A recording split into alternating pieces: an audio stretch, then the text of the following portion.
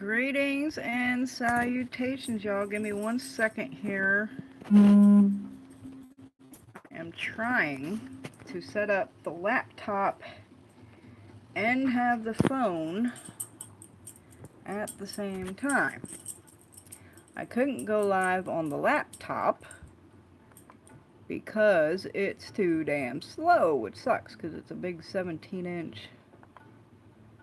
And the camera actually wasn't too shitty, but let me see if I can pull it up on the laptop so I can see the live chat big and bold. Oh man, that's giving me like some kind of weird like double sound. Give me 1 second here, guys. Trying to figure this out so I can see the chat on the big screen. And I don't think that's gonna work because it keeps buffering on the laptop because the laptop connection is very slow. Piece of crap. Piece of crap. And now we got a pop-up. Are you fucking kidding me? Sorry, guys. I'm trying to figure this out so I can see the chat on the laptop without having to be, like, right up in the fucking camera. So somebody say something. Hey, Marlene, honey, the awesome soap maker. It's not showing up on the laptop. Can you turn the speakers off for the laptop? Yeah, they are off on the laptop. But the chat is not showing up in real time on the laptop. So I think we're just going to discard this idea and do it the same way we always do it. Because it's not showing up. I've seen people do this where they'd have like, you know, a laptop going and then they're videoing on the phone and they can reply on the laptop and, you know, but mine's too old. Alright, we're just gonna forget this. Sorry to waste the first 3 minutes, guys. Alright, give me a second. Alright, how is everybody doing tonight? That was a big waste of freaking time, wasn't it? Greetings and salutations. How's everybody doing tonight? That's as low as the speakers go. Here's my dog to say hello to everybody. Say hi, Gandalf! Yeah. No, say hi to them, not me. Get out of my face. Go on. Beat it. Beat it. Okay, we got Tukawaka. Hey, girl. Marlene. Yeah, it is weird. Honey, my laptop is like really old. It's nice. It's like a big 17-inch, but it's really old and really slow, so the living is not doing good on the laptop. So if I ever want to try this, Mama needs to get a new laptop. And I don't use it that often, so it's really not worth it to me. That seems like really loud, but that's as low as it goes, so okay. How's everybody doing? Hi. Mama worked on her hair a little bit today. Look, I'm nice and like they're puffy and they're not all flat and hanging down and stuff, and I'm not so frizzy. Look,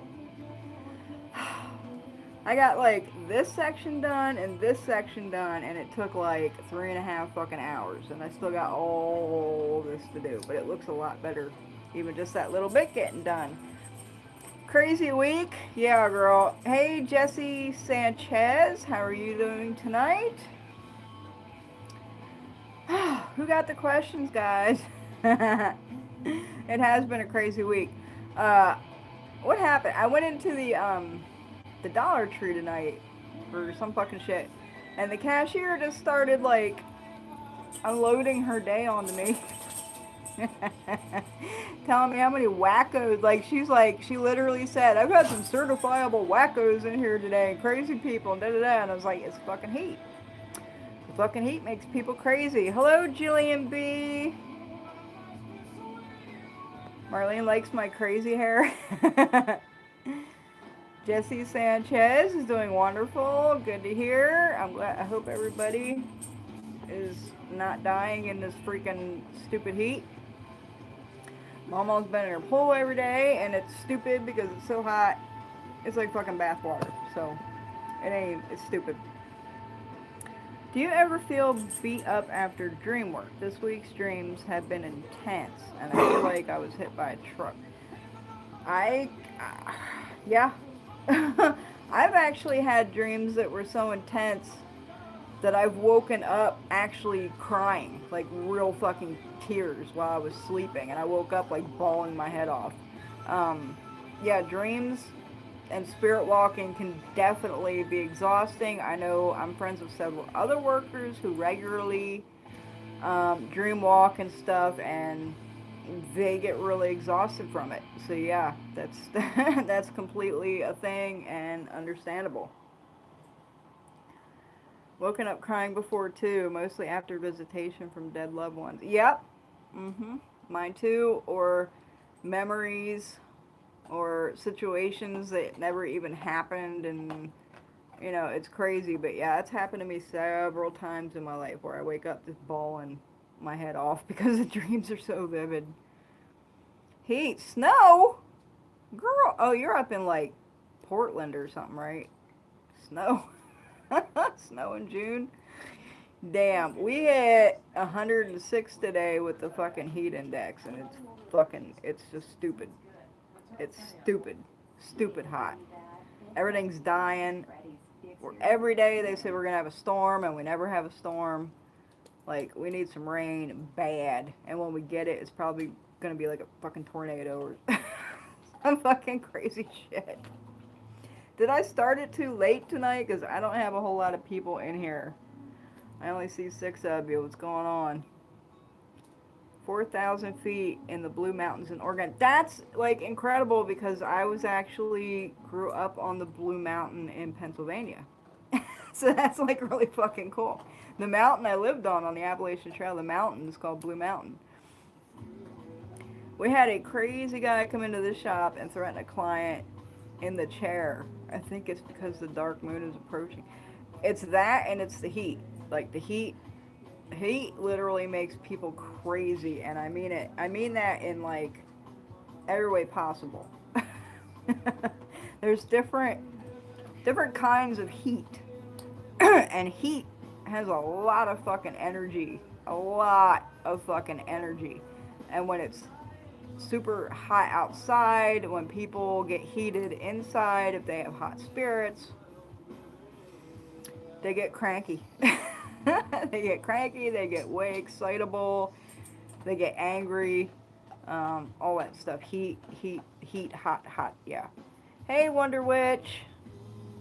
You live in Phoenix. Okay, then you're feeling the heat too. I know it's fucking hot in Arizona. Give me that. Cat. Oh. My cat has like this plastic fetish. And if he finds like a piece of plastic, but it's got to be crispy plastic. Hey, Nothingness Chronicles. It's been hot there too. Yeah, but it's got to be crispy, crinkly plastic. Like, it can't be like soft, like cellophane type plastic. If he finds a piece of plastic, he just chews on the fucking shit, and I don't like it. Because, I mean, it's not good for him. And he ran off with it. Of course he did. You know what his favorite is? When you get the ice cream, and it has that little plastic seal thing around the edge. That's his favorite crispy plastic to fucking chew on. Your boyfriend's cat chews on wires? Yeesh, that's not good. I got my adopted cat, Alex, eats the plants, and it's a big pet peeve of mine, that damn cat. None of my other cats have ever bothered plants, but he got to chew on all of them, and all my plants look like they're all fucking raggedy and fucked up and dying because of that damn cat. Cats like certain plastics because it has chemicals in it that are similar to cat hormones. That's really interesting. That's really interesting. I just thought it was like the crinkly, crunchy sound because that's the only kind of plastic he likes. So it's like, I thought that was interesting to him. How do you protect yourself from people who want to suck your strength? Not tooting my horn, but weak women tend to latch onto me and they drain me. I know many strong women too. You gotta learn to ground yourself, and by grounding yourself, you can protect yourself from spiritual leeching and vampires and that kind of stuff, or just tell the people that you know are leeching off you to get fucked. Seriously, that's like the easiest way. Unless you can't tell them to get fucked, like if they're like a family member or, you know, something like that, then yes, learn how to ground yourself very well. Okay, so everyone's cats love plastic. Hello, Avenging Goddess. Welcome. You're their boss. Okay, so you can't tell them to fuck off. I got you.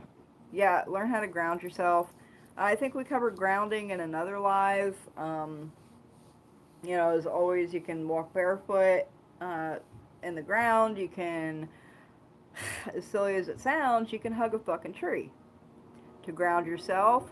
There's all different sorts of ways of grounding yourself and different types of grounding yourself. But that is a good way to protect your energy from these spiritual leeches. Hey, are you able to talk about your church visit for St. Benedict? Mary T, what was your question about that? I did that on Palm Sunday. I bought that book, Stick, Stones, Root, and Bones. Awesome. That is a great book.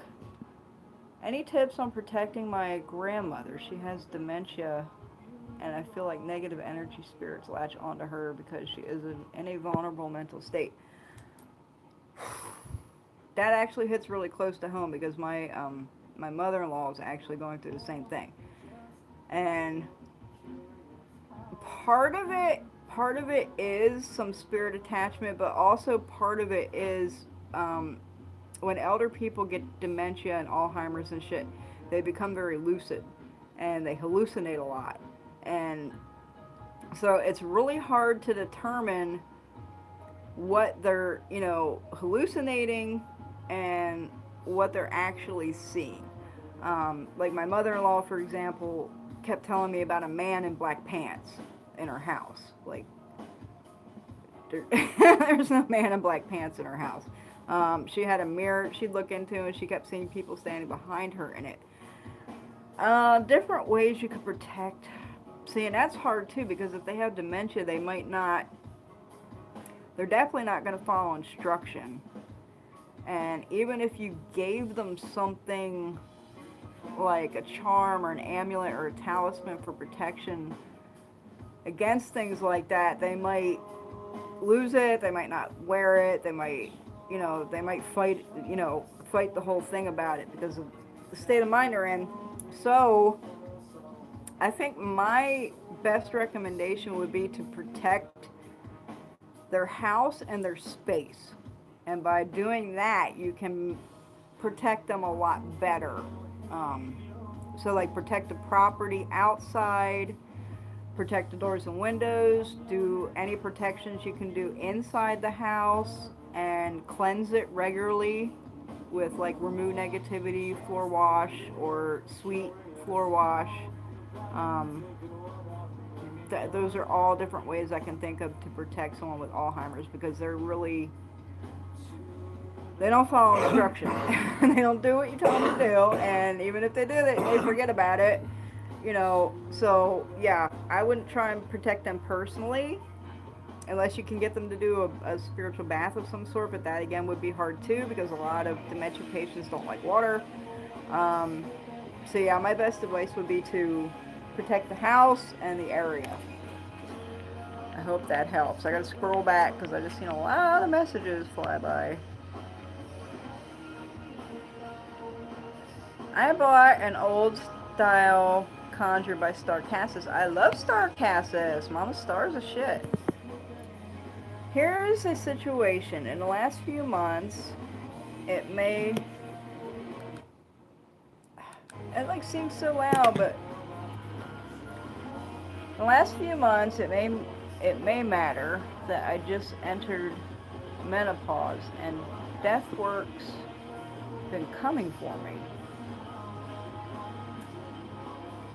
Can you elaborate on that, Avenging God? Are we talking about actual death or like people throwing death work at you? Can you elaborate on your statement or your question? How quickly do remains of spells need to be disposed of? I don't like sleeping with them, not discarded appropriately, but sometimes I get too tired. Can that be an issue? It depends on the type of spell remains. If I have stuff, especially if it's like not, if it's like hexery kind of stuff, and I can't get rid of it right away, I put it in my freezer. I actually still have some stuff in there I gotta get rid of. But the freezer, if you put it in the freezer, that kind of, it freezes the situation, and the spirit's kind of attached to it, and the work, not the actual work, not the work that you sent out, not the manifestation of the work, but the energy of the remains that it would give off, if that makes sense. So if you can't dispose of negative works right away, put them in your freezer until you can get rid of them, but don't forget that they're in there. I do that a lot. If it's beneficial kind of works, there's no rush in getting rid of that shit, and that shit would usually be disposed of on your own property. Buried on your own property, given to a tree on your property, or something like that, if it's a beneficial type of work. Baba has Alzheimer's too. Palo Santo helps him. That's interesting. I've never heard that one. I think my mother-in-law would flip out if I went in there and started burning shit in her house. People who lost people or pets keep coming to me for help, and I'm not entirely sure how to proceed. I suspect this would happen with menopause, but not this fast. Yeah, sometimes we gain gifts very quickly, especially if it's something like menopause, because you're entering your crone phase, which means your abilities will be amplified tremendously. So what can you do about that? Pets and people are coming for help. Not sure how to proceed. I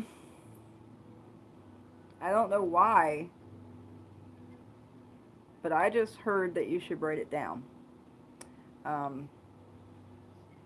Whoever's coming to you, obviously not pets because they can't really talk or anything, but if spirits are coming to you for help, write their stories down.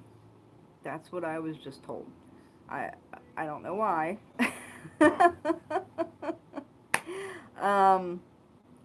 And you have to learn also that you can't help everyone, living or dead. You can't help everyone, like it's impossible. So yeah, someone just told me to record their stories, the encounters with them. That's the advice I'm hearing for you, honey. Yes, there are more easily affected with spirit. They are. Just wondering how it was for me. Oh, the Benedict at the church? It was interesting. I'm actually, I've said in previous videos, I actually am technically Catholic. I was baptized Catholic when I was born, but I've never actually attended a Catholic service in my life. So, because I wasn't raised that way. Like, it's a long story. My Nana had a fit because she's like pure Italian, loves Pope, all that. So she threw a fit, wanted to be baptized Catholic, but I was raised by my other grandparents who weren't Catholic. So I've never been, to a Catholic, ceremony or attended anything like that my entire life. So that Palm Sunday, was my first experience with a Catholic service. And it was a lot of standing up and sitting down and kneeling. Up, down, kneel, kneel, up, stand, down, kneel. I'll do it again. For like 2.5 hours. I definitely got my exercise for the day. I found it interesting. Now, the one that I attended, and I ran through it with a friend of mine who's, like a devout Catholic. And apparently the one I attended was kind of odd.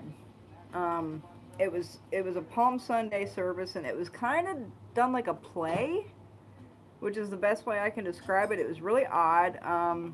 Like I guess it would be bishop.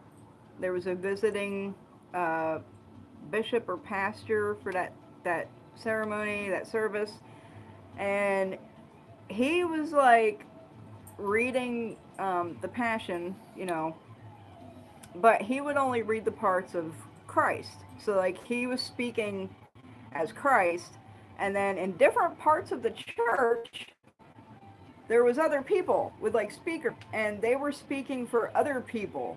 So like voices would come from you at different directions and different people and different tones. It was like a play, it really was. And then the people that were attending spoke for like the crowd that would have been when he carried the cross through town and da da da. So it was really odd, and the thing that really struck me about it was the part when the Roman emperor offered to free the villain, the really bad guy, or offered to free Jesus, and they told them to free the bad guy and not free Jesus, and then everyone in the church started screaming, crucify him, like they were reading from this, pamphlet they hand out, and I just sat there like, everyone's screaming, crucify him, and I'm just like, if I was a devout Catholic, I couldn't even bring myself to like play that role in the play. I don't know. It was really awkward. And when I ran through it with my devout friend, she agreed that it was a really awkward service. She was like, that's like not normally how it's done. And I was like, I figured, But yeah, that was it definitely made an impression on me, I'll say that. Okay, Jillian B says, thank you, Mama. I appreciate it. I actually made a negativity banishing room spray. That's awesome. I'm going to try and discreetly spray it around her room. Avenging Goddess, why do you keep retracting your messages? Yeah, that's great. And I think I gave that little tip in one of my previous videos where when I make floor washes and stuff, I put some in a spray bottle and I spray things that can't be washed. I spray the air, to like cleanse everything. It's kind of like a liquid smudging. If that makes sense to you guys. But yeah, that's a great idea.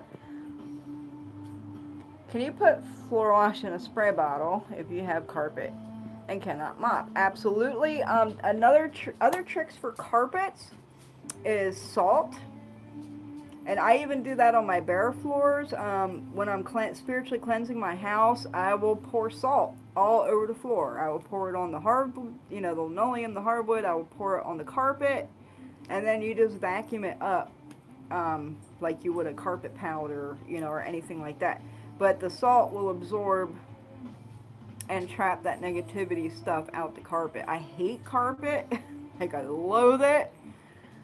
But the house we're renting has quite a bit of carpet. So, yeah, that's a good trick I learned for that. Also, you can mix the salt with, like, baking soda, which also absorbs things. Obviously, that's what baking soda does. And it can freshen your scent, the smell up in your house and all that, too. So, that's a good trick for carpets. But, yeah, you can definitely spray your carpets down with floor wash.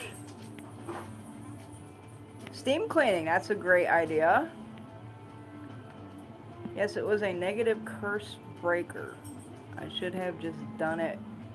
Lesson learned. Uh-huh. What? Good night, honey. I mean, curse breakers...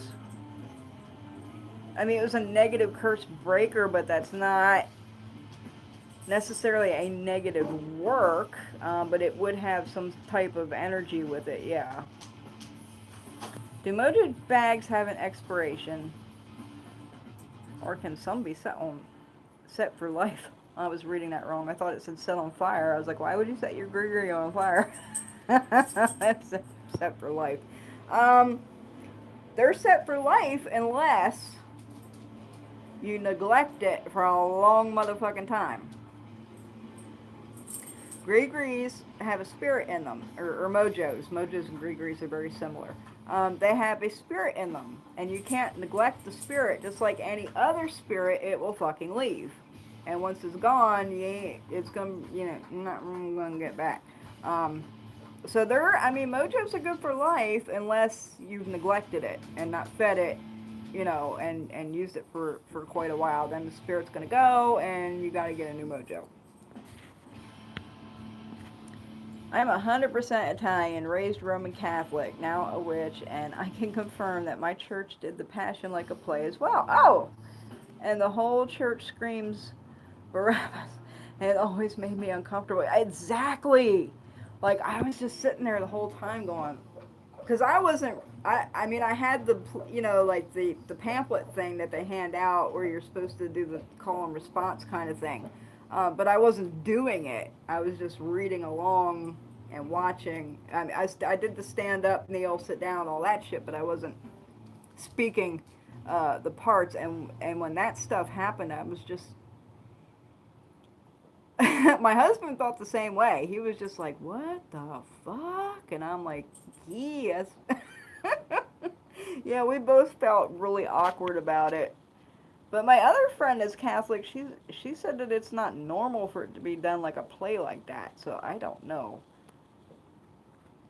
I'm not Catholic, but I still like to pray the rosary. Yeah, I pray the rosary at my Mesa Blanca and my Boveda and stuff. So yeah, that's cool. It was a snafu. I'm not used to this messaging function. Oh, okay. Spray and smudge. I put borax in my cut. Yeah, borax is another good one you can do on your carpet and vacuum it up. Mix the sea salt with the borax and the baking soda, and you got a banging ass remove negativity carpet powder. Yeah. Would you recommend freezer spells if moving? I just had bad dreams. I closed the circle. So I thought that would be enough.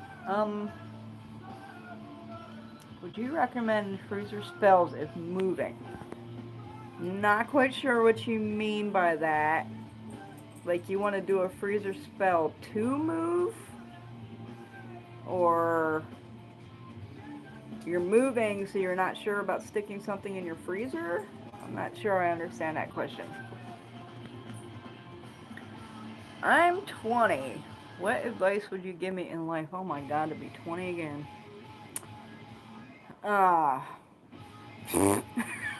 What advice in life would I give you? My lord. I don't know if this is really a life advice channel. This is a Folkmagic, Rootwork, and Conjure advice channel. Life advice for a 20-year-old? How about keep your sexual encounters as few as possible. I will say that for many, many, many, many different reasons. That's good advice for a 20-year-old in my book. It's the most awkward thing ever. I feel like it's a more modern Catholic thing, maybe. I haven't been to church in years, so who knows. Yeah, it is awkward as fuck. And I don't... And see, my friend that's Catholic... She hasn't been to Catholic church in years either because where she moved, there's like no fucking Catholic churches around her. So she hasn't like been, to any kind of service for years. In fact, she was the one that put it in my head to go to a Palm Sunday service. She's like, just go and experience it once, And she was like, if I recommended any service to anybody, that would be the one, you know, that I would tell anybody to go to. So I was like, okay, let me check this out. But when I came back and told her about it, she was like, hey, that's really weird. Okay, to keep them frozen. I'm still not understanding. To move?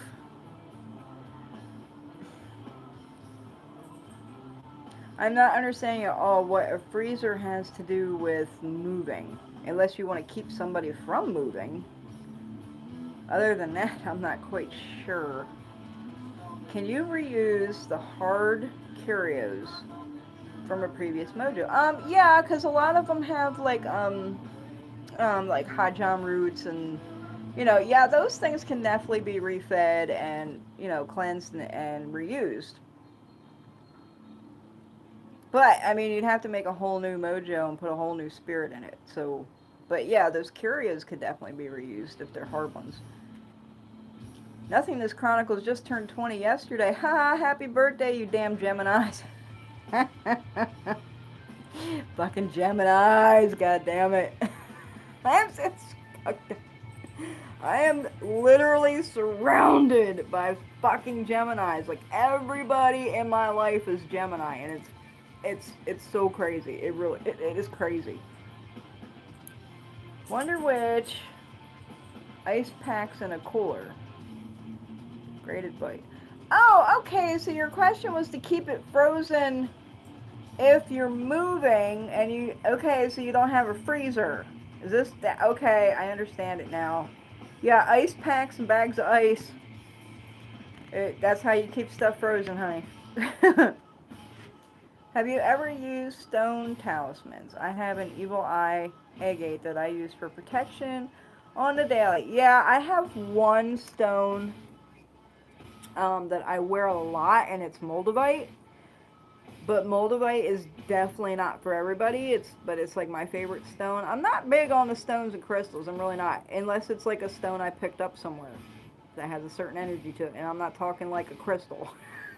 I'm talking about you go to the cemetery and pick up a damn rock, you know. This is really the only stones and stuff that I use a lot. But my moldavite, I love it. It's not really for protection. It's kind of like a transmutation kind of stone, like a very transformative energy to that thing. And when I first got it, believe it or not, the energy on it was so strong it made me ill. Like I could only wear it for a couple hours when I first got it. I have to take it off. But then I got used to the energy of it, and I would wear it all the time. And I'm not wearing it now because it gets tangled up in this one, and it's got a whole bunch of shit on it. So, but I still put it on occasion when I need that kind of energy. Thank you. We'll do ice packs. Yeah, I just wasn't understanding that question, but I got it now. Try salt, baking soda, and borax. Yes, that is great for carpet. Switch freezers and keep the spell working. Having started down this road, I am researching my family more. We have a family link to Menominee Indians. I hope I said that right. How do I respect my ancestors and the sensitivity around the culture at the same time? I mean, if you have a family link to Native Americans, that's your culture as well, honey. Um, like I have a good friend. She's like a little bit. Oh my God, what the hell is she? Choctaw, Choctaw, or something like that. And she actually moved to the reservation, and she lives the culture now, but she's not. She's just a little bit, and she doesn't look it at all. And but she totally embraced that whole section of her ancestry, and it really did her good. Like she's gotten a lot of energy and good things from doing that and embracing that. So I mean, if it's in your heritage, that's your culture. So respect it as you would respect it with your own culture, honey. She needs to keep them frozen while she moves. Okay, I got it.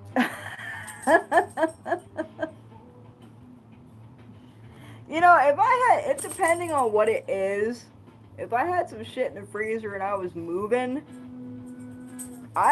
depending on what it is now, I would probably just get rid of that shit. Because when you move, you want to start fresh and new with new energy, and you want to leave all that, you know, negative and the caca and all that shit. You want to leave it behind you. That's why you don't take new mops and brooms and stuff to a new house. You don't want to take that old dirt with you when you move. So, I mean, depending on what it is, if it's like a serious, like, freaking enemy that you have to keep on ice, anything other than that, I would say just get rid of that shit. Just get rid of it. Start brand new, fresh in your new place. 20, shit, don't give your power away to men or others. Trust in your own power. And don't let others define you. Abso-fucking-lutely. I love Tukawaka. That's my girl. Just need reassurance sometimes. Okay, we all do. Oh, I've always been curious about Moldavite. I've heard it's super intense. It is. It really, really is. Like, it took me a while to get accustomed to the energy of it. Can you tell us about your ring that looks like a hinged bird skull? Oh, this ring? The one I'm not wearing? This one? It's actually not a bird skull, it's a cat skull.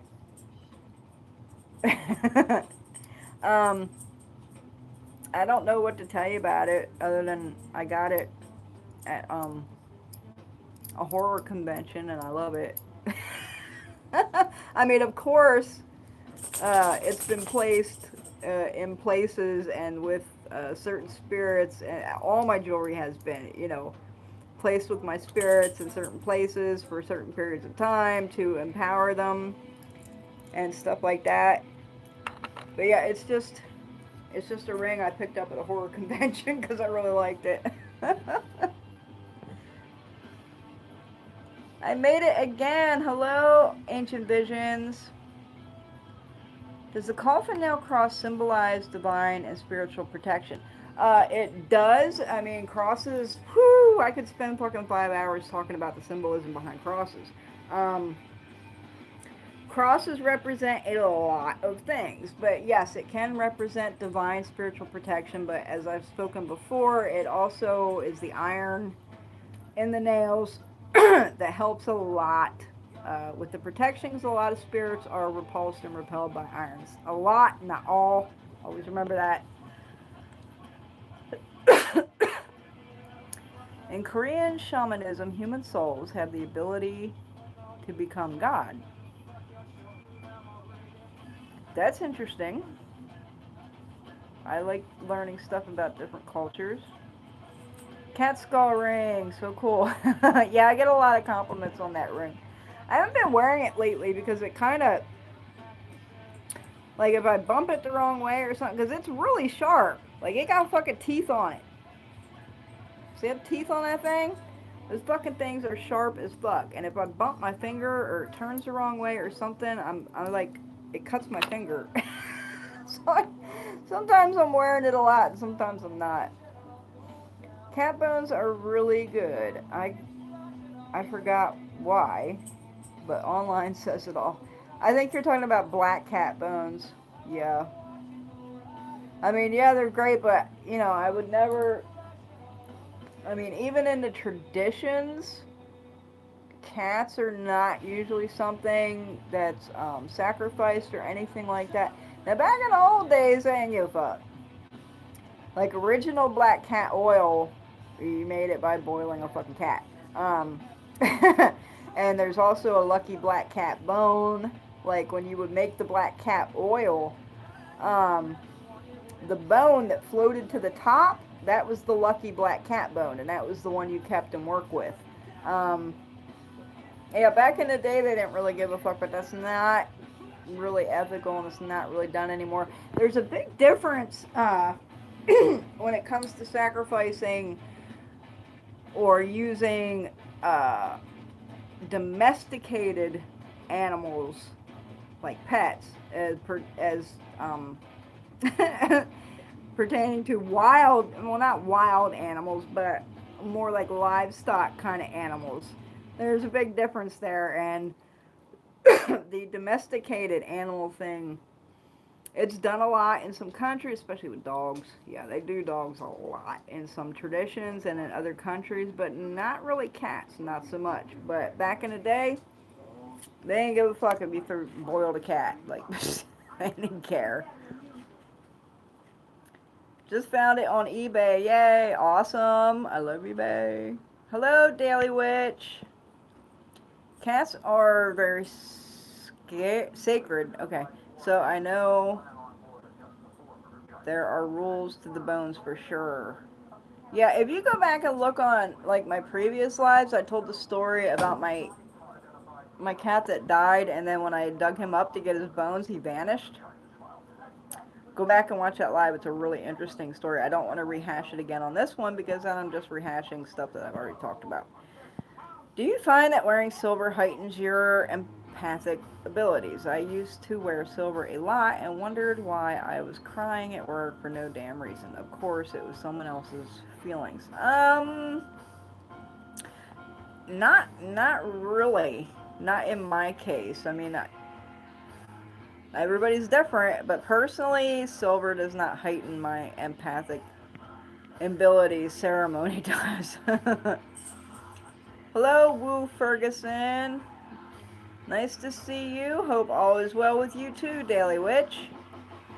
I stopped wearing it and started wearing more grounding stones, and I'm good now. Awesome. Yeah, I mean, different things work for different people. Stones and crystals and stuff don't really do it for me.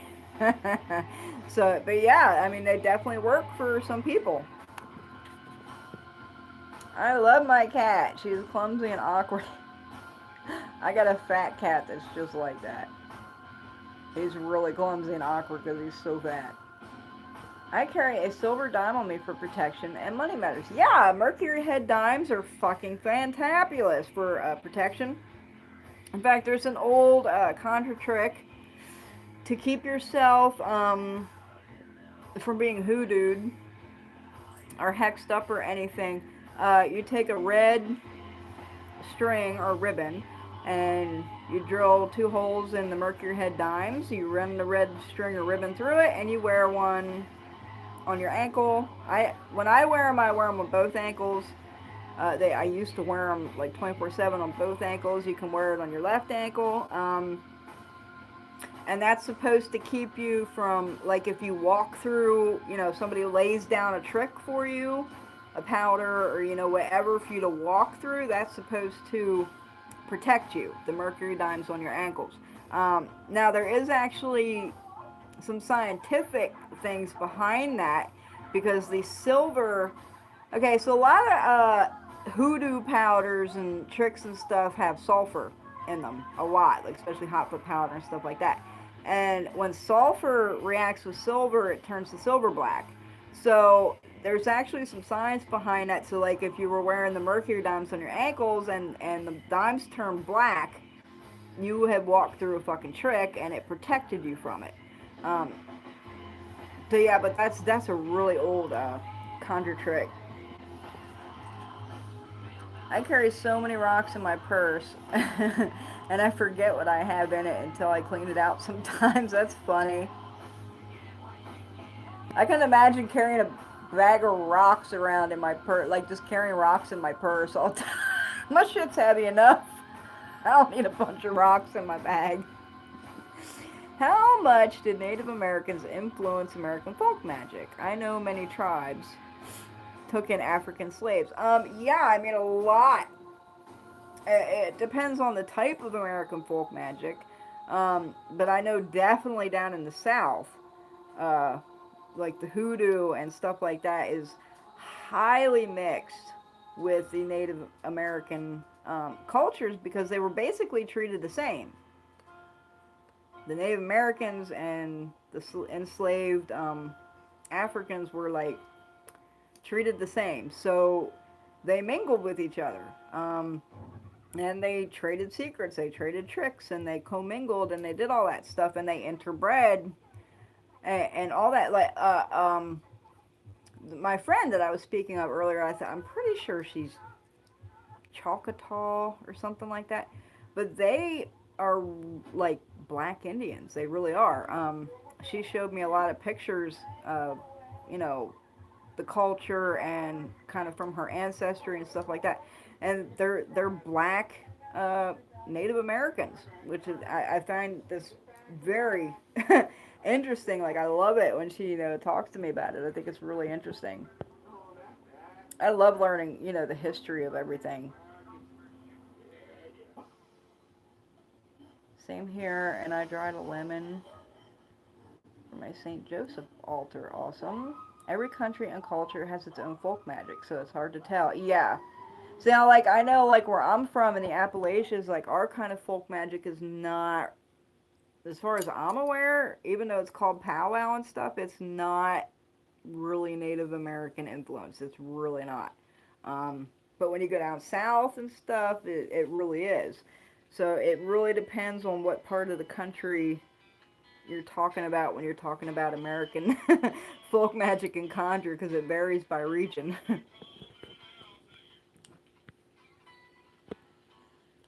Why is your purse so heavy? Do you have rocks in there? Yes.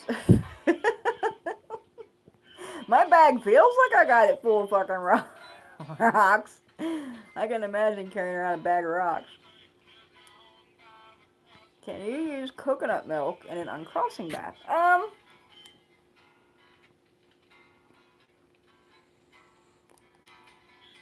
The hell just happened here? Um, can you use coconut milk? I mean, there are a lot of baths done with coconut milk.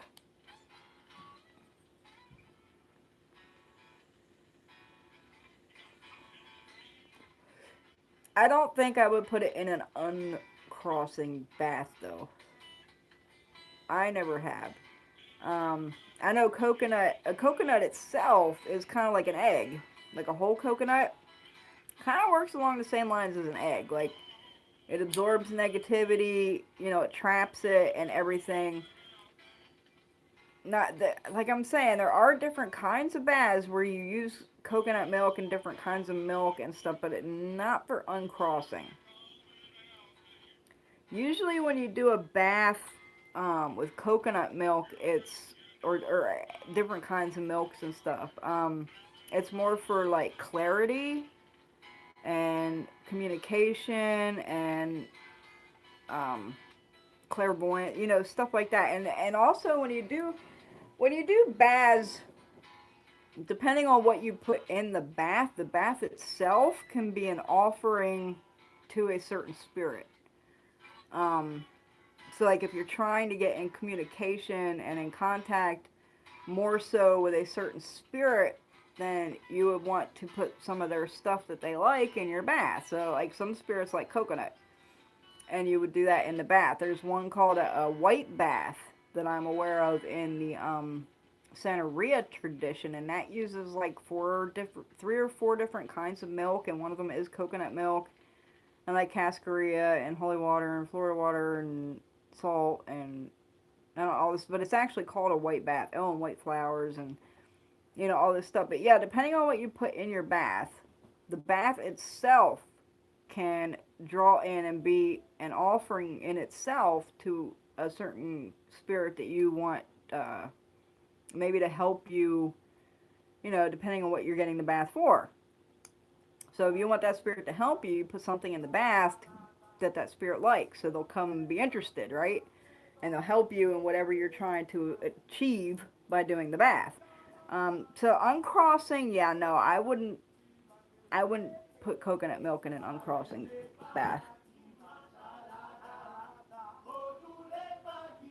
Natives throw mad juju. That's crazy. That's funny. I've talked before on other lives how like I go down here to this native college down here that's all nations, and they're very odd about talking to people outside the culture. Like I'm considered, I don't know what they consider me, but I'm not I'm not native. So You know, my husband tried this too, because when we go down there, you know, we'll sit on the lectures, and you know, we learn about the history and all that stuff. And a couple times after, like, we pulled the speaker aside and we started asking questions, and they would really bounce around our questions and like wouldn't really answer them. So they're kind of awkward about talking to outsiders about their traditions, which is completely understandable. Um, so I think that's really interesting that you say they throw they throw a lot of magic around. In New Orleans, there was a Native American influence on the voodoo brought here by slaves by Africa. Absolutely. What's a good fire sign for your altar? I have a lot for earth and water and air. I use incense. I have a candle representing my goal and keep specific color, but that's about it. I mean, your incense not only is air, but it's also fire because it's burning. And your candle is fire because it's burning. So those two things together, you have fire represented pretty damn good. Um, in your altar space. Salamanders are another thing I know that are good totem representative of fire. I love to see the crossover of traditions. I've been looking into Celtic and Norse traditions at the moment. Awesome. I made friends with a professor in Florida, and he's into Gaelic tradition, and that's really interesting. He actually speaks Gaelic fluently, which is like woo. The sun, a picture of fire, anything that works with you that reminds you of the fire. I mean, it can be so simple, guys. Like, you got a glass of water, you got the incense, which, as I said, represents smoke and fire, or air and fire. Your candle represents fire. Um, and earth can be a lot. That can be a pine cone, an acorn, a witch ball, which I offer in my shop. Witches' burrs are great for to represent an earth element on an altar, and they're also protection. So it's like they're awesome for on there to represent the earth element. Stones, of course, represent earth. You use a cinnamon stick to represent fire. I can see that. Yeah, cinnamon's hot. I've used herbs that represent fire, such as cinnamon sticks, and made a sort of charm to represent fire before. Cool. See, I don't really care about represent. I mean, I do. I make sure everything's represented, but as long as there's like one thing on there, I'm good. I got a glass of water, a candle, and some incense. That's all I need. Yeah, the sun. That's another good one. Did you have a run-in with the Fae recently? You briefly mentioned protection from the last time. I do believe I did. I actually had to get somebody else to handle that situation because I am not. I am not proficient in dealing with Fae. Like, this was like kind of new to me. So I actually had to let somebody else handle that. What did they tell me? What is it? They told me to get this herb that's like excellent protection against Fae and Jinn. I think it was Syrian rue. It was either Syrian rue or Siberian rue. I think it was Syrian. Syrian rue. I'm pretty sure that was it. But he told me that shit is like fucking phenomenal in protecting your house and yourself and like all that shit from Fae and Jinn and all that kind of ilk. See, and I grew up in the mountain, and I was fascinated with fairies and fae and trolls and all that kind of lore and all that stuff. I had a huge collection of like pewter fairies that I collected for years, and I had pictures and like all this stuff. But like at a point, I grew out of it, and I never personally had any experience with like fae or anything like that I'm aware of. So I kind of grew out of it. But apparently they're fucking real. So this is not a subject. You know, I always pushed it into like the folklore category and not so much, you know, folk magic and real deal kind of thing. But apparently they're like real things, and yeah, we had an episode. So I'm learning a little bit about them, and definitely learning how to protect yourself from them. And all. I had so many books on them too. I used to have so much fairy lore and fae lore in this brain. I had stacks of books on fae and fairy, and that's like I read them all the time, and I had all this, you know, statues and figurines and pictures and just all kinds of shit. And I don't hardly remember any of it anymore because, like I said, I pushed it into the folklore category when I was younger. So I wish I still had all that knowledge and those books that I used to have when I was younger. That'd probably help a lot. But yeah, apparently they're like a real thing. We had a nasty one over here. The charm sounds awesome and very unique. Can I take a moment to say rest in peace to the chicken foot I had on my... The dog got a hold of it. Do you know how many chicken feet my dog has ate? He's probably ate like 6 of them. I can't have no chicken feet on my altar. Like, I gotta keep them in a drawer and only bring them out. Or I gotta put them way up high, like on windowsills or, you know, somewhere where my dog can't fucking... He's like, I don't know, it's like bacon to him or some shit. He loves chicken feet. My brother's girlfriend is Navajo, and she said that they burn all the belongings of someone who has passed unless they give you something that belongs to them before they pass. I actually think I've heard that before, but I didn't. I think it was another culture that I heard it from, and not necessarily Navajo. But I have heard that, like any possessions that they had are burned and broken. Um, I know in some countries, like they break the dishes of the person, like their dishware and their glasses and stuff. They break all that shit when they die. So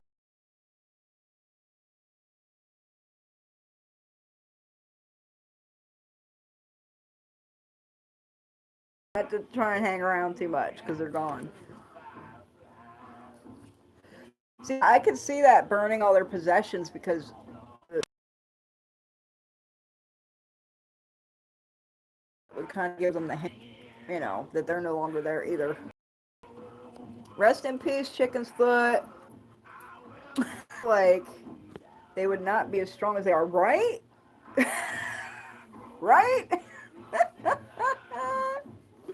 Like, I seen this thing, and but see, when I seen it, it was big. Like, it was like person big, and I was like, I kept seeing it, and I just thought I had like some kind of wonky spirit in here. But it turned out it was this little fey thing that when it was caught, it was like this big. And, you know, when I was talking to the person that caught it, he drew me a picture of it when he caught it. And he was like, this is what it looked like. I was like, and the way he drew it was exactly the way I seen it, but smaller. And I was like, okay, so can it make itself big? Because, like, it wasn't this big. It was like person big. And he was basically like, yeah, he was like, you know, and it's not trapped where he had it, like, you know, in an outside environment. He said it could make itself as big as, you know, Eiffel Tower if it wanted to. So yeah, I'm just learning about this real deal faith thing. I wish I had all that knowledge I had when I was in my teens. I had so many books that I read on it. I was married to a native man, many native friends. My teacher followed that path. They throw a lot of magic. At powwow and ceremony, it's extremely taboo to point because of that. Oh, wow. See, that's interesting, and I didn't know that. And I've actually been to um, a couple powwow ceremonies, I guess, down here at the college. I didn't even know that. I'm glad you told me. I hope I didn't, like, do it not know it, you know. Of course, I'm not going to remember if I did, but I hope I didn't. I'm almost quitting smoking, y'all. I'm just gonna go to the electric cigarette. So I just got these little butts. Sometimes it's hard, like after you eat. Dogs love chicken's feet. Absolutely. These dogs, man, I scrubbed it clean and painted the nails, and so did I. I had the nails painted. I had it dressed, with oils. I had it wrapped, the end wrapped in leather. Like, my feet are nice that I make. That's why I don't even have any in my shop. Like, I can't keep them around. Because I make my own chicken's feet and stuff. But yeah, dogs love them. They're like, I swear they're like bacon bits or something. Overlap a whole lot. See, now that's interesting. I've heard about Bigfoot encounters, like Sasquatch and stuff overlapping with alien encounters, but I haven't heard of that with Fae.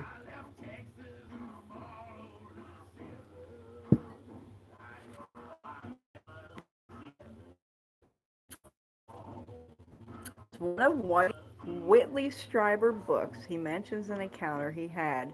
The only thing he could find similar to his experience was a fairy abduction story. I lost it. From over 100 years ago. I mean, yeah, I remember some of the fairy abduction stories, like fairy rings, fairy circles. Um, where there's like a ring of grass and like nothing grows in the center, or there's like a ring of flowers in a perfect circle and stuff. I think those are called like fairy circles. And like you're never supposed to like walk in those, or definitely. I think the abduction stories I remember was like somebody fell asleep in one of the fairy circles. And yeah, I've definitely seen the stories where they abduct people. And this is, I see people in on Facebook in these groups and these and stuff, and they think Faye are like Tinkerbell or something. Like they think they're like these little pretty things with wings, and they do good deeds, and like they're like so not like that. Like I don't remember the stories specifically that I used to know, but I know they are not fucking nice. Like they're not fucking nice. They're not something you want around. They're not something you want to fuck with. Like they're nasty little mischievous, like little evil things. Like they're not something that are like all cutesy and pretty and good and grant wishes, or put fairy powder on you and you fly or some fucking shit. That's not at all what Fae are about. I got a free nicotine gum at CVS. Oh, I don't like that nicotine gum shit. I'll stick with my electric cigarette. It's good. I've quit before with it. I keep a particular curse jar spell in a corner of my closet, out of sight. I don't want to get rid of it because sometimes I revisit it to recharge. Is this a good idea? Should I dispose of it? No. I mean, I keep shit. Some shit I keep it around for fucking ever. If I'm still, gonna go back and work that shit. I have mirror boxes, enemies in there that I keep around. I have enemy jars of people I keep around. I have a lot of enemy jars buried in my yard. Grandpa lived in Kentucky and he believed in Bigfoot. Yeah, I mean, I totally believe in Bigfoot. My husband swears to Christ he's seen a Bigfoot. He's seen a Bigfoot. He said it tore down his fence. His uncle or something had like this big goat farm or some shit, or horse farm. It's either a horse farm or goat farm or something. I don't remember. But they kept seeing a fucking Bigfoot out there. And so my husband, they had this big dog. It was actually a Great Pyrenees like mine. And so they gave it to like his uncle to like, walk the grounds, and because they're livestock guardian dogs, these dogs. And he said the dog chased that fucking Bigfoot thing through the field, and that the Bigfoot like didn't like step over the fence or climb a fence. He said he stepped on this fucking fence that was like 5 foot tall, like stepped right on top of it and smashed it to the fucking ground and pulled all the shit down. And so yeah, my husband says he's actually seen one. I'm torn on how actually to dispose of it too. So many options. Yeah, I mean, I would keep it. I just bury it in my yard. Keep that protection around. Aliens hate the sun, or so I hear. I think they use the sun to hide a lot, actually, when it pertains to UFOs. I've seen massive, mad tons of UFOs in my life, guys. I used to have a whole bunch of video of them too, but I lost them a long time ago on my old computer. Um, but I have actually seen them, like, they'll tilt at certain angles to the sun, and when they tilt at certain angles, they'll totally disappear from, like, view, like, you can't see them. And then, if they tilt back, they'll become visible again. I think they use the sun to hide a lot. Kentucky is an odd state. I actually really like Kentucky. It was one of the states I was considering moving to, but I'm pretty sure they still have snow there. we don't want we don't want snow. So wherever we're going, there ain't gonna be no snow. Tinkerbell was a biatch. They are ornery as all hell. Yep. And everybody thinks they're like these cute little awesome things or something. Have you ever encountered an elemental before? I mean, I work with elemental type forces all the time, and I'll tell you what, elementals are a whole nother fucking level. A whole nother fucking, the energy. The energy that comes when you're working with those types of spirits, oh Lord. It's on a whole nother level, and it can't even be described unless you experience it yourself.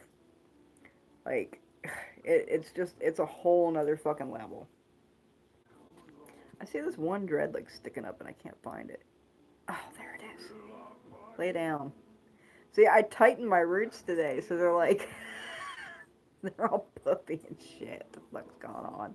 Quit standing up. You're annoying.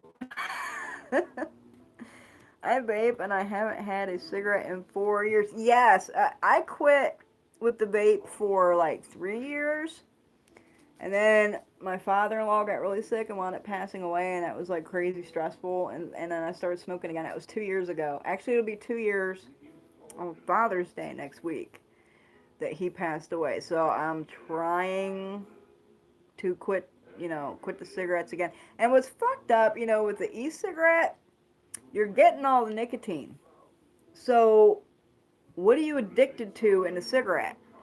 It's all the chemicals and bullshit they put in the cigarettes that makes you addicted to them. It's not the fucking nicotine as much as it is the chemicals, because the electric cigarette has all that nicotine in it. And if you're still craving a cigarette while you're smoking the electric cigarette, it's all those fucking chemicals. No, the way I was taught is if anyone gives their time, it is respectful to gift them or purchase goods from them if you pay cash. Is that a tradition your way? I mean, it is, especially in the powwow tradition. Like, powwows, traditional powwows won't charge people. Because, like I said in previous videos, it's highly based on healing. So they don't charge people for their services, but they do accept donations. And it was typically like they would expect that the client would give whatever they were capable of giving for the healing. So I mean, in powwow tradition that I was raised in, that's definitely like a thing. As far as like giving your time, I mean, it's a nice gesture, and I love your gifts. I love your gifts. Tukawaka sends me some awesome motherfucking shit, let me tell you. Like shit, like incredible, mind-blowing fucking shit. Love that girl. Is it possible if you have a lot bad lucks? Assuming you're saying a lot of bad luck, someone could have put a bad luck curse on them.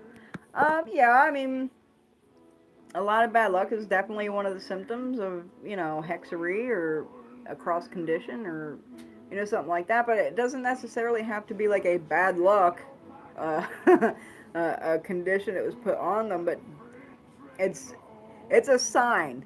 Okay, it is a sign of any kind of hexery, negative word, cross condition, curse, stuff like that. That the target will definitely fucking have bad luck. That's one of the symptoms and signs. But the only way to find that out for sure is to get a reading, honey. Fairy rings, yeah. Fae get a bum rap. There are light and dark fae, seelie and unseelie. With the elementals, okay. Yeah, I mean, I know there are light and dark as in anything. It has to be balanced. So I've never heard too much about good ones, except I mean, there's like the ones like the house elves. I remember there was a story about a shoemaker um, that like couldn't get the shoes made and stuff, so he started like paying off house elves or some kind of fae or something, and they would come in while he was sleeping and make all the shoes. And so like he became rich and made a lot of money, and like they had a good little partnership and stuff. Like that's that's kind of the only good like fae kind of story I've ever really heard. Bigfoot scared of a dog. I believe in Bigfoot for sure. Yeah, he was scared of that dog. Great Pyrenees are good dogs. They are awesome. I love my Pyrenees. He's a great dog.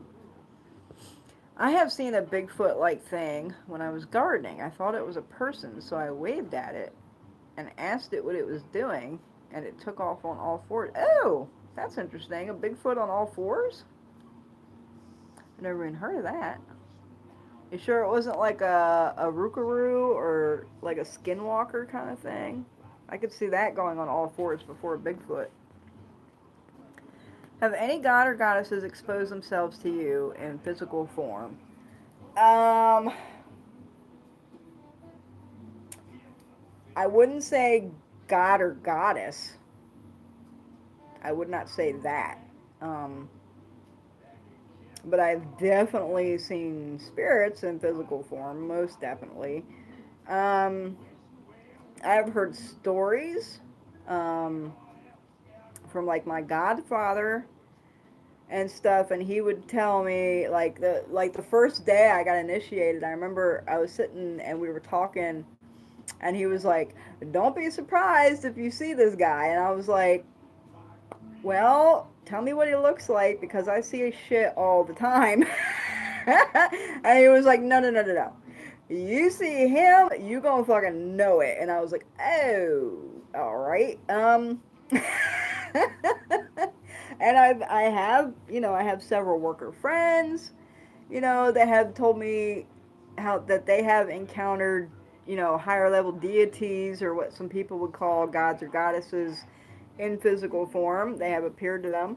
Personally, I have not seen that. I have seen them in spirit plane, and that's about it. In physical form, I see regular old spirits. I mean, and that includes like reapers and death and that kind of stuff. But I wouldn't consider them a god or a goddess. Do you handle an elemental? How do you handle an elemental that's gone rogue? That's a good question.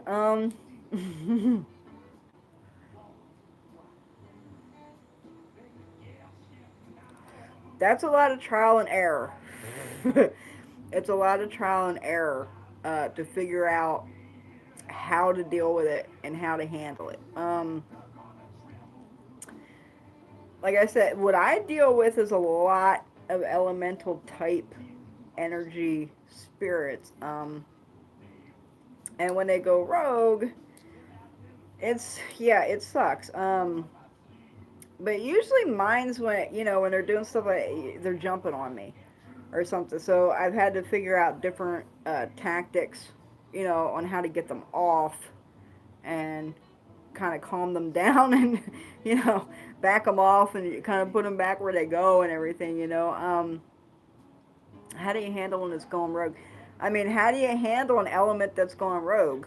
If it's really gone rogue, there ain't no handling it.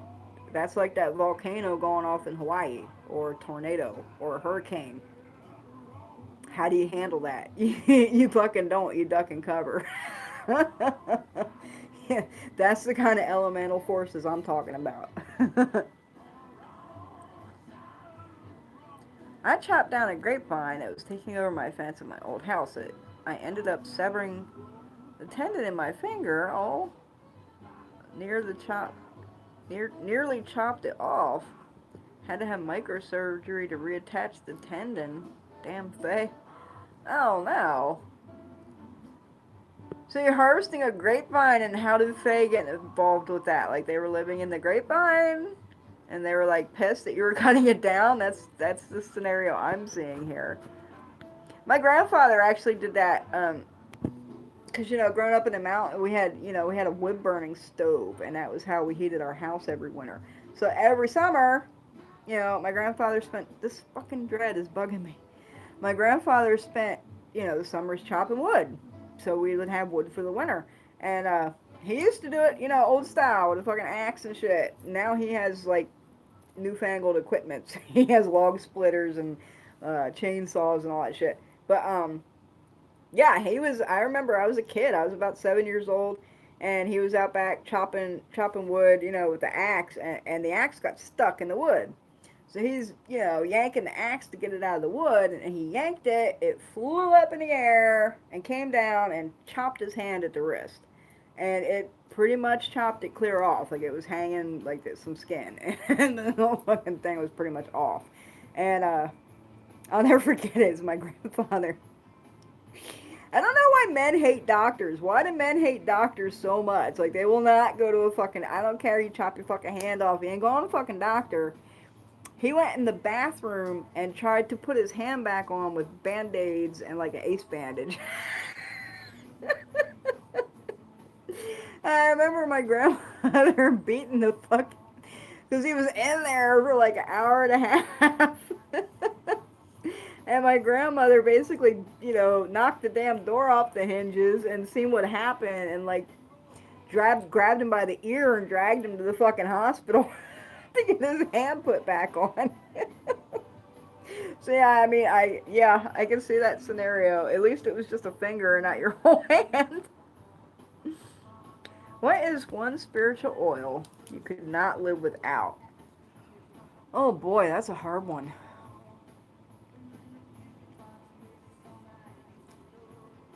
What spiritual oil could I mean? I use so many. They all have their, That's really hard. I'd have to say uncrossing oil would be one oil I would not live without. When it comes to oils, like my top 3 oils, well, I might have top 4 oils. Now I'm going to say top 3. My top 3 oils are uncrossing oil, protection oil, and Van oil. Those are like my top 3 oils. Like if I travel, those 3 are going with me. I will never not be without those 3 oils. But I think of those, it would either be the uncrossing or the protection oil that I could not live without. Those are like the really important ones. What state do I live in? I currently reside in Missouri, which is what we call it. Other people call it Missouri. We call it Missouri. I went to a hippie school. All we did was build fairy houses in the woods. We sang Puff the Magic instead of pledging allegiance to the flag. That's fucking awesome. Oh my god, I wish I would have went to school like that.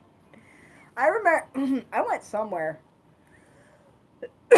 Some kind of fucking summer school or summer camp or some fucking shit, and we all sat around singing Puff the Magic Dragon all the time. I don't remember what it was. But singing that instead of the Pledge of Allegiance would be fucking killer. And just building fairy houses, yeah. I would have liked to grown up like that. I should see them in my dreams with how crazy they are, I hope one day. Yeah? Yeah, I get a lot of communication in my dreams. I mean, things physically, manifesting before you, I want to say it's like it's kind of a rare occurrence. I mean, for I'd say for most people it probably is. Even for me, it doesn't happen like every day. You know, unless I got some, something hanging around, I see it like all the fucking time or something. Um, but if my house is clean and my spirits are content, I don't. This fucking dread. I don't. I don't really see a whole lot of physically manifesting spirits around here. Is if everyone's content and the house is clean. Now I do see flashes, and I don't even not quite understanding what they are. I'm just right now what I've deduced it as is energy is what I'm seeing. But that actually started. I started seeing that after my last ceremony, and I actually started seeing it right before the ceremony happened, and I've been seeing it ever since. But I see like just a flash of light, and poof, it's gone. Poof, it's gone. Like just flashes of light here or there, and I haven't quite deduced it yet, other than I'm seeing some kind of energy manifest. Um, yeah, I see that. I see that a lot, like daily. They do, according to them, the gods or goddesses. Okay. Elementals are heavy and dense, at least the ones I have experienced, like plugging into the core of the earth. I don't dig it. Yeah, they're a whole nother fucking level. A whole nother a whole nother level of energy to work with. Like, and you can't even describe it unless you experience it. I have no idea what it was. I had sort of glowing red eyes, so it probably wasn't Bigfoot looking back at it, but I didn't get a good look or bad vibes from it. I think it was just surprised that I saw it. Oh, so we're talking about the thing that ran away on all fours? Yeah. I don't know. I've never heard of any kind of story of a Bigfoot on all fours. I've never heard that. So I would be more akin to thinking that would be along the lines of a skinwalker or a rougarou, or one of those types of critters, and not so much a Bigfoot. I think that's why they're called Bigfoot. Like they got big feet and they walk on two legs, right? So I've never heard them being on all fours. Speaking of red eyes, though, where I grew up, I'm sure you guys heard the story a million times. I grew up right next to a cemetery. Like I would sneak out of my window at night and I'd go to sleep in the cemetery. I spent like all my because I lived on top of the mountain. There was nothing except the cemetery and a little church, like, and a little firehouse. That was it. Like, and I was a kid. Like, when I was a kid, all I ever wanted was to live in a city. And now I live in a city, and all I want to do is go back to the damn mountain. Like, I cherish my fucking childhood. But yeah, hanging out in the cemeteries all the fucking time, especially at night. I guess I kind of caught the attention of a couple critters of some sort. I seen something with red eyes, and it was on all fours, but I never determined what it was, but I seen it a lot, and it was always like just in like the woods line, so you couldn't like make out its form or what it was, but it was definitely at a level, but a little higher of like a dog. So it would be like a big dog, like I don't know, maybe like a werewolf or like something like that. But I seen that booger a lot. He followed me a couple times, but it never. That was it. But I'd see it a lot. And then there was another critter, and I never figured out what it was, but it was like a blue, glowing, like orb kind of thing. But it was like bright fucking blue, like neon bright glowing blue, and that thing would follow me. It would like I'd always see it at the cemetery, and it would come up through the wood line, and it always freaked me out when I'd see it. So like as soon as I'd see it, I'm like, that's it, I'm going home, and I'd start walking up the mountain to go home, and the damn thing would like follow me. It would keep its distance, but it would always would follow me, up the mountain home. And I never quite figured out what that was either. I always kind of thought in my brain it was something like a will-o-wisp or something. But yeah, there's lots of odd critters out there. Dragons! I dig dragons. Yeah, dragons are. Dragons are kind of sort of along the lines of elementals because they have elemental type abilities, if that's the word I want to use. My uncle's new place is really cool. There is a crossroad and a church across the street. Also a muscadian vine. I'm not quite sure what that is. You're fucked. I don't consider elementals exactly like a spirit, but more of a primal force of an energetic type that have associated spirits, but are bigger than one spirit. Maybe I am way off. Honey, you are almost dead fucking on. Yeah. You're very, very, very, very, very fucking close. And you know what I'm talking about. I can't say it. But you know what I'm talking about. Nobody else knows what I'm talking about. But what we deal with is like beyond, it's like, it's a whole nother fucking level. That's all I can say. Oh my Jesus, that's horrifying. Your grandpa's ham reminds me of a Cajun I heard who got his foot bitten by a snapping turtle and tried to fix it with duct tape. That's funny. Oh Lord. Men! What is it with the men and won't go to the damn doctor? Once, but out of nowhere, ash started falling on me in my bedroom? I had no incense or candles lit, and the pieces of ash fell on my goddess altar.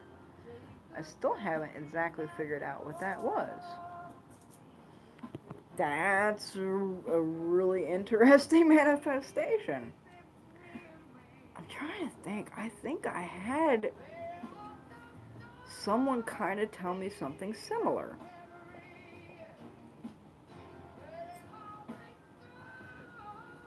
It was something, I'm not sure, I don't remember if she told me it fell from the ceiling or if it just appeared. But I remember her telling me about like a plate or something she had on her altar, and suddenly there was like all this ash in it, and there was no reason for there to be ash on this plate. Like she hadn't burned anything, or, you know, I can't remember if she told me it fell out of the ceiling sky or not. But that's interesting. That I think I've heard that one before. Orbs got into my Snapchat filters all the time, and there will be a face somewhere in a circle in some pose. I've seen that. There's actually, like, I think YouTube videos done where people catch spirits on their Snapchat filter. You know, like they put the funny faces on, or, you know, like the little hats or like whatever, and like they'll be wearing one, and then suddenly there'll be one over here just floating in midair. There's nobody there. I have never heard of that other one, but I have heard of skinwalkers. Rougarou are very Louisiana. They're kind of like a Creole Louisiana kind of myth, with similar to like a werewolf. It's very similar, but not quite the same. But because it's French Creole down there, they call them Rougarous.